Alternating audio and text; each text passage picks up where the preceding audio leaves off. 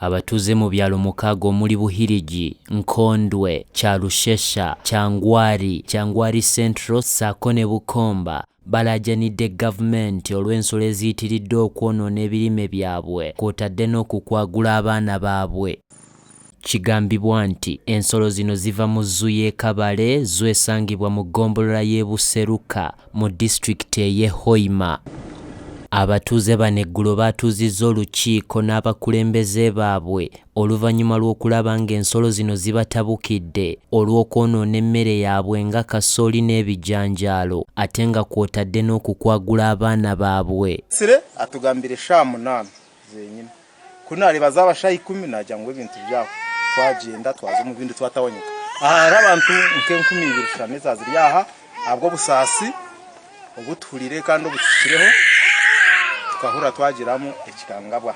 Tumwesige Fred ngono mutuuze w'ekitundu kino agamba nti wandibaddewo obwenkanya nga waakiri abakulembeze ne babayambako okulabirira ensolo zino.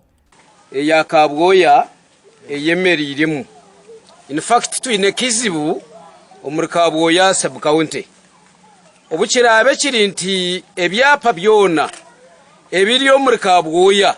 Wabula Mugisha Ben ngono ye ssentebe w'Ekyalushesha agambye nti baludde nga beekubira enduula eri aba Uganda Wildlife Authority UWA basobole okubayambako naye nga tebabaamu kwe kutuuza olukiiko eri ab'ekyalo n'abakulembeze baabwe babayambe ate n'okubawaamu amagezi. Ekibira ky'obuhangwa kandi forest izira nifo kandi kikiza kita okubita. Opio Vincent nga ye kansala w'Ekigolobya ne Daniel Muheirwe ngono ye mubaka wa Parliament ow'Ebuhaguzi 2 bagamba nti bagenda kukola ogwabwe ng'abakulembeze okutuusa mu ministry y'ebigwa bitalaze ensonga zaabwe esobole okubayamba mu nsonga zino. Togwaitu guliko kugambira ministry ya disaster ebayirukira abantu ba buli kiro n'ebintu nk'ebyo kwombeka building materials kwaikiriza aba uwa baikirize abantu.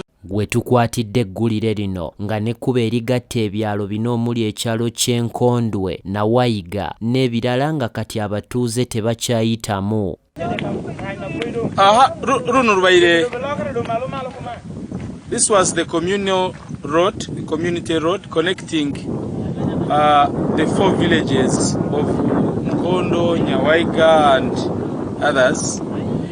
Isingoma David Tinirukabwe kulwa STV Select y'enjawulo e Hoima.